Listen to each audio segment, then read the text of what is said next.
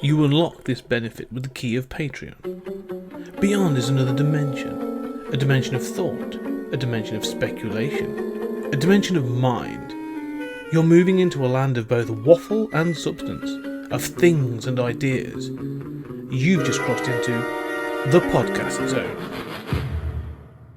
Ladies and gentlemen, welcome back to a Stories Out of Time and Space bonus episode. That's right, Julian and I are jumping straight in, and we're going to keep these short and concise because we are going to be looking at the Twilight Zone.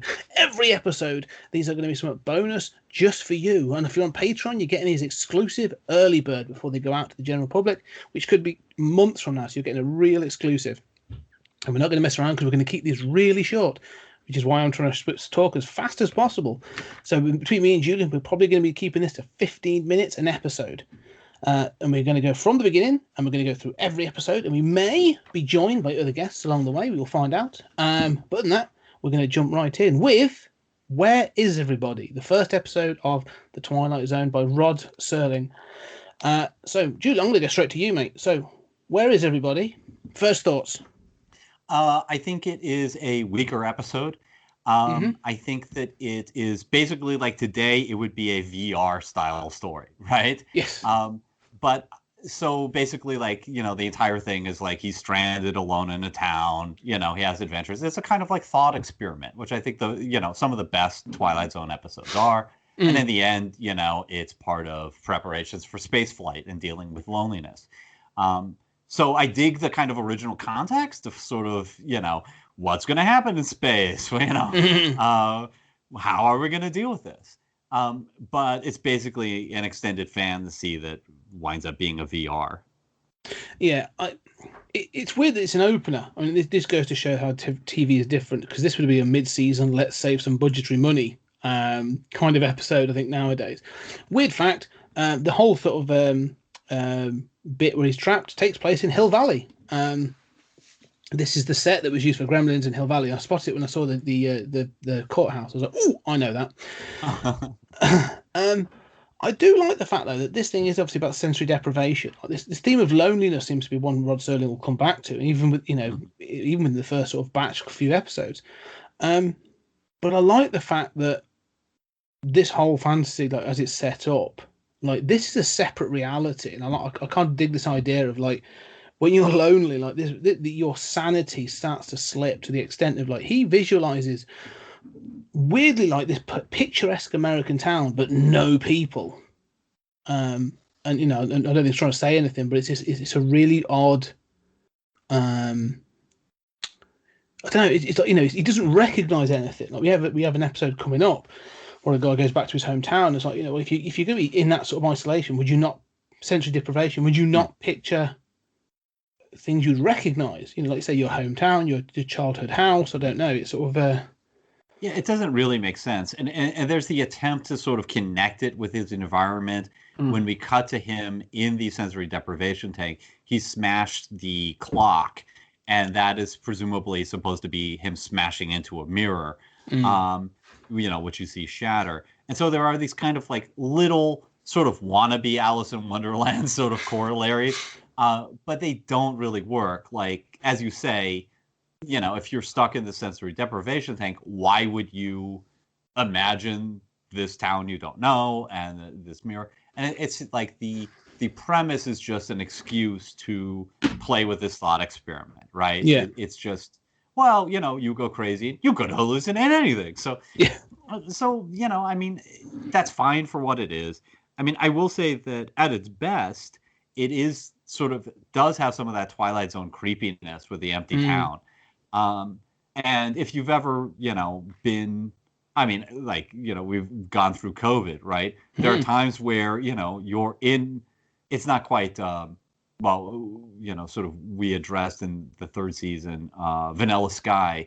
You know, it's not kind of like Times Square empty kind of creepiness, right? But it has some of that. I would say that at its best, it has sort of a kind of like Philip K. Dick feeling of like that paranoia of I'm being watched, but I don't know by who, you know, and finding the paperback like The Last Man on Earth, where it's like, this is creepy. And I don't think it really works, but it does kind of prefigure that. I like what it's going for though in that sense, because I say that creepiness of the town, because it's a picturesque town as well. Like, you know, they've chosen it for it to be a very picturesque, very sort of like middle America kind of town. But it's they set things up as well that, like, it's not that this has been abandoned for, you know, a long period of time. Like, everything's spotless. You know, you have the van there with the mannequin in, and then when he goes into the cinema, like that's the bit I find creepy. Like, he goes into the cinema and then the projector comes on. Yeah. And he's like, "Who's there?" Like, there's constantly moments when you're like, "Oh, there's got to be some acting party in this," you know, to have put the mannequin in the van, or you know, to activate the cinema screen. Like, there's got to be some active parties, and there's just not.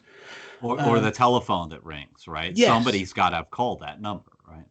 Well, again, like, you know, you say about the Alice in Wonderland idea, this thing of connecting it to the real world. It seems like, again, a missed opportunity. I know I do this thing, but like you say, he breaks the mirror that then is reflected in the clock. It's like, okay, well, you know, it would have been really cool if when you come back you find that there's a buzzer in the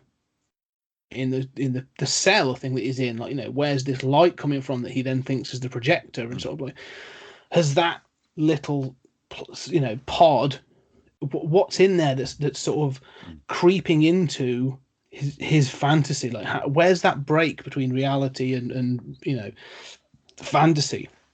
It never quite. There's also the sort of like emergency call button that is supposed to be the sort of triggering of the street lights. You know, like the sort of call to change the lights. But, you know, this is the kind of thing that, like, in the script would read like, "Oh shit, that's cool," right? Yeah. But in practice, sort of feels like, yeah, those are two little gestures toward that.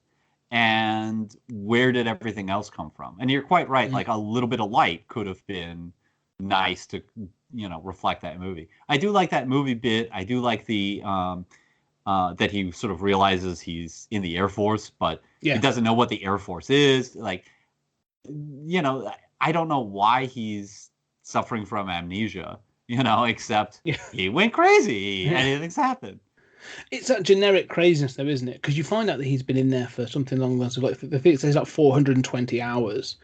484. 484. They go 484 cool. hours. Yeah, and that's, you know, it's a long time, and, you know, again, but there's nothing there about sleep deprivation or sensory deprivation, and I get it about this idea of loneliness and this idea of solitude and confinement, but it's sort of it never quite links up to say, like, okay, well, this is, and I know that's the point of the Twilight Zone, is not to give you all the answers, but they just come out and go like, oh yeah, he just went a bit crazy for a moment, but then, like, as soon as he comes, it's just a flip at the end. He comes out and they're carrying him away on a stretcher, and he's like, I can't go back there. I'm never going to go back there. And his general whatever's like, "It's all right, son. We know what you're doing. This was to send you to the moon." And you're like, "Oh, that's the reveal." And then within minutes, he's like pointing at the moon and going, "I'll see you soon." And I'm like, "Hang on a minute. What happened to you feeling terrified of solitude a minute ago?" Like, you know.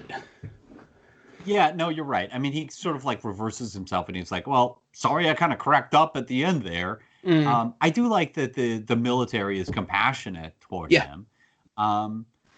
But, you know, I think that, you know, also, I mean, this is 1959, right? I mean, there isn't even a space race, really.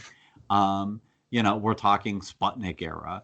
And, you know, really, I mean, this is the era in which, like, the Fantastic Four, maybe there are cosmic rays up there. It's just going to make us mutate. Who knows, right?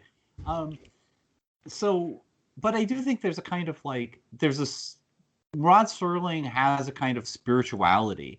And there's this discussion, you know, that's very quiet. It's a very sort of like liberal, if it is, it might be vaguely deist. It's not really atheistic, but it's not really Christian or, you know, organized religion either. It's sort of like a vaguely deistic, you know, sort of like, there is a sort of like loving God kind of stuff.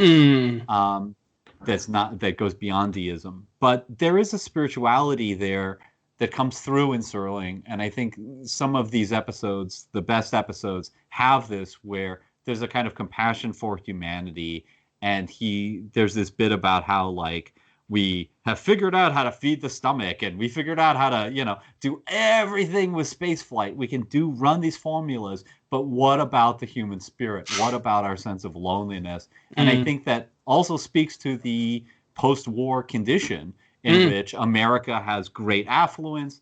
Today, everybody has cell phones, everybody has, video on demand. We have things that, our ancestors, like working in the fields and, gathering for sustenance, couldn't imagine. And yet we're also screwed up, and we're going to psychiatrists and having anger outbursts. And it's like, we live in utopia.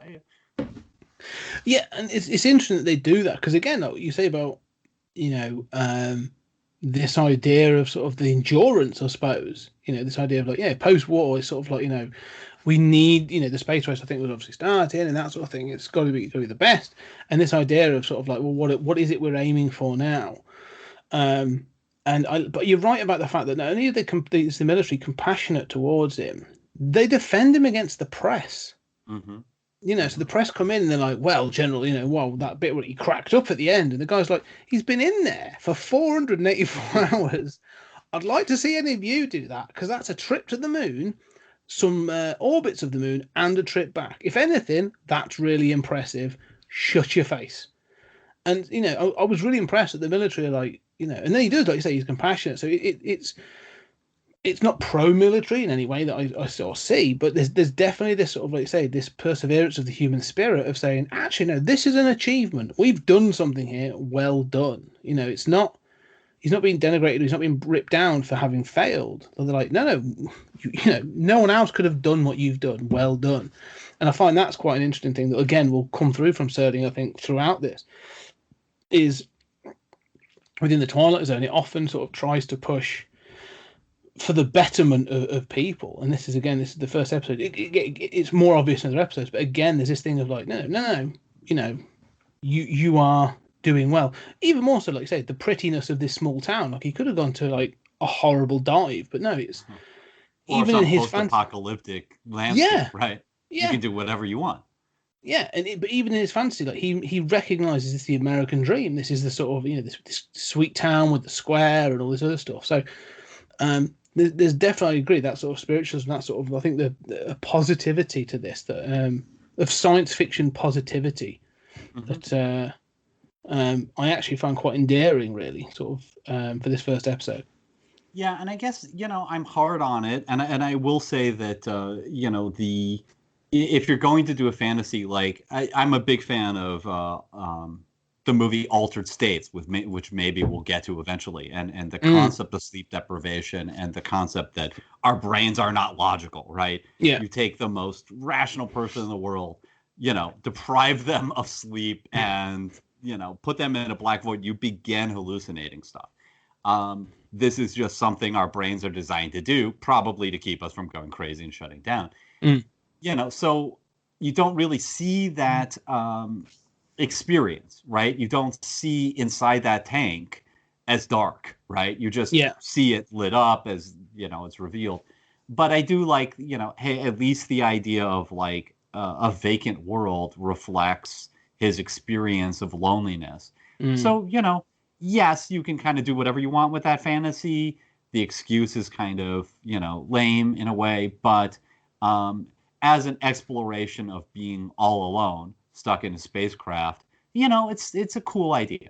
I agree with that. It's a cool idea. I mean, the one thing is the final note for me is I like this idea of this sense of reality, this idea of sort of like, this division between, going back to the idea of division between fantasy and reality, and how easy it is to fall into this fantasy. And, yes, it's this weird world when there's nobody there, but it's so perfect and so sort of together. That it does, you can question like your dream reality. Like, what's the difference between the physical, the tangible reality and this reality is experiencing? Because, or does it have consequences? Does it, how does it pan out? If it had been there longer, that sort of thing. So I do like sort of where this is heading. As an opener, like you say, it's not it's not a showstopper, but again, this came out in 1959, so these different sort of standards. But I definitely enjoyed this one as an opener. as a teaser for what's to come. Yeah. Any final thoughts then before we sort of we wrap up on that first episode? Well, as far as being lenient, we got to keep in mind Rod Serling was pumping these scripts out. He was writing 30, 40 episodes a year, which is amazing. And the quality is astounding given that. And I think this does set the sort of tone for the series in that so many episodes are sort of like a thought experiment. They, you can summarize them in 1, 2, 3 sentences at most. And it's all about sort of like exploring the implications. And I really dig that. Some people might think it's a little slow, but I really dig that. So, any final thought? No, I agree. I like it as that sort of that thought experiment. The other thing I kind of like is the fact the main character of this, I don't know who he is. I don't know if he went to do anything else, but this is a one-man show for the most part, and I think the actor that does it is actually pretty good, and holds his own in a competent way for if you were to be told, right, you're going to be on your own on screen for half an hour, and you're the opening of this TV show. That's a lot to carry. So he does a good job. So yeah, and you're right about that. I like the fact as well. Just a final thing, you say about the episode being summed up in a couple of sentences. I love these Rod Serling openings. They're so I know them as cliches. I know them as where they've all been ripped off and parodied. To hear the originals is fantastic. So really enjoying that. Anyway, there we go. That's our first episode. We've talked about Where Is Everybody, the opening episode of season 1 of the Twilight Zone, 1959. So, Julian, thank you very much. Thank you, Scott. Upward and onward. Yeah, on to the next episode. So, ladies and gentlemen, thank you very much for listening, and we shall see you on the next episode.